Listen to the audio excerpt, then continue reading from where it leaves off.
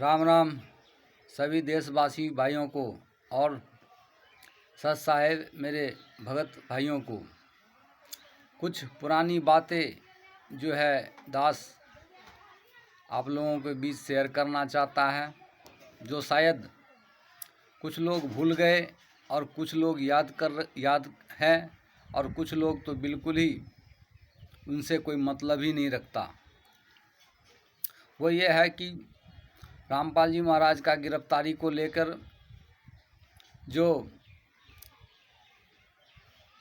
30,000 सेना लगा था पंजाब सरकार को इनके गिरफ्तारी के लिए, 26 करोड़ ऐसे ही कुछ खर्चा हुआ था इनके गिरफ्तारी के लिए। 200 लोग घायल हुए थे इनके गिरफ्तारी में।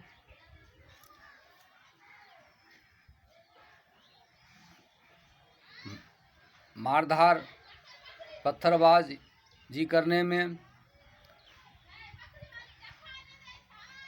6 जानें गई, 5 महिला 1 बच्चे की।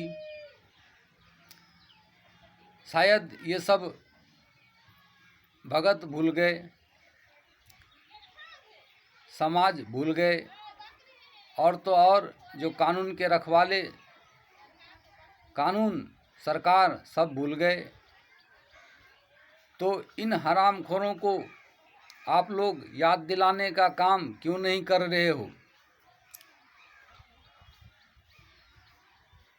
जो 30,000 सेना लगा था, किस बात से लगा था? 26 करोड़ खर्चा हुआ था, सो क्यों हुआ था? और जो हुआ क्या सक्सेसफुल हो गया? क्या रामपाल जी महाराज इतने बड़े आतंकवादी थे या इतने बड़े बलात्कारी थे या और कुछ थे? और थे भी तो वो तो बंद हो गया, फिर अब क्यों चल रहा है? इतने बड़े आश्रम समागम, तरह तरह की आडंबर क्यों चल रहा है? कभी कोई सवाल किया? क्यों नहीं किया? इसे क्या कहूँ, राजनीति कहूँ या अंधभक्ति कहूँ या क्या कहूँ? बहुत अफसोस की बात है मेरे भगत भाइयों कि यही दोगली सरकार कहता था कि इतने करोड़ खर्चा हो गया, इतने हजार सेना लगा दिया। आज वही सरकार हरामखोर उनके तलवे चाट रहा है। उनसे प्रश्न करने के बजाय, उन पे डंडे बरसाने के बजाय उनके पास जाकर मुफ्त की भंडारा कर रहा है। हलवा राम, पूरी राम, जलेबी राम खा रहा है। यही हरामखोर के एक शिष्य ऐसे हैं जो जिस कबीर साहब का प्रकट दिवस मना रहा है उसका फोटो फाड़ रहा है। क्या है ये? क्यों है ये? क्या ये सरकार के आंख में सुअर का बाल है जो इन्हें दिख नहीं रहा है? क्या जनता इतना लाचार हो गया है जो कोई सवाल नहीं कर रहा है? इन सब बातों के लेकर बहुत दास को दुख होता है कि इतने सब कुछ होने के बावजूद भी वही सरकारी कुत्ते वहां जाकर तलवे चाट रहा है।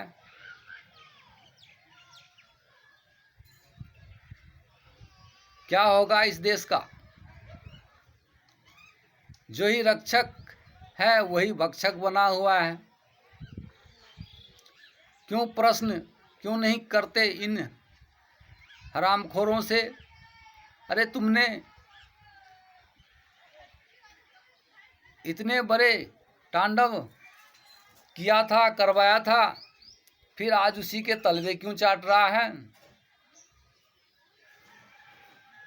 ये सब बंद करने के बजाय और बढ़ावा दे रहा है। हद कर दी मेरे भाइयों, चुपकी के भी हद कर दी, पाखंडवाद का हद कर दी, सारी सीमाएं लांघ चुका है। जिसको कहते थे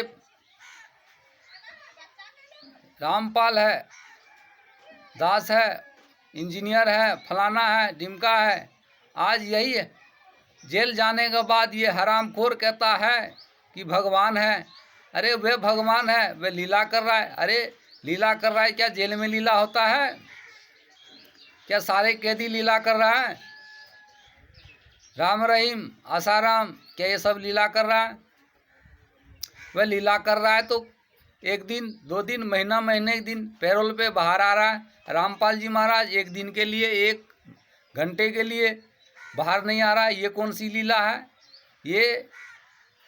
ये सब बात कभी सोचे हो आप लोग? सिर्फ अंधे गूंगे बहरे बन के इनके पीछे लगे रहो, क्या यही भक्ति है? मैं पूछ रहा हूँ, क्या ये भंडारा करना, समागम करना, ऐसे इधर उधर करना, क्या ये भक्ति है? क्या लोग दिखावा करना ये भक्ति होता है? हमें चुल्लू भर पानी में डूब मरना चाहिए।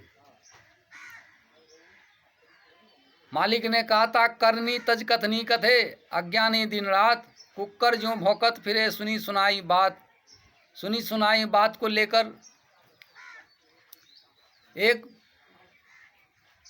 छोटा सा मैसेज, पीला पर्चा आ जाता है, उसको उसी को भगवान मान लिया, जो कह दिया वो फाइनल है।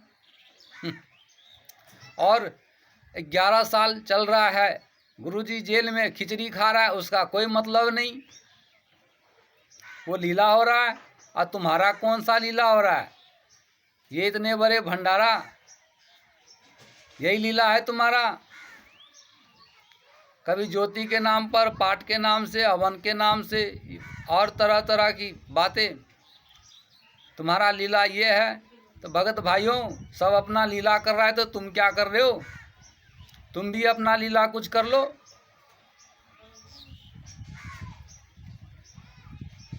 दास जो बोल रहा है शायद आपके समझ से बाहर भी हो सकता है, कुछ त्रुटि भी हो सकता है, इसके लिए क्षमा चाहता हूँ।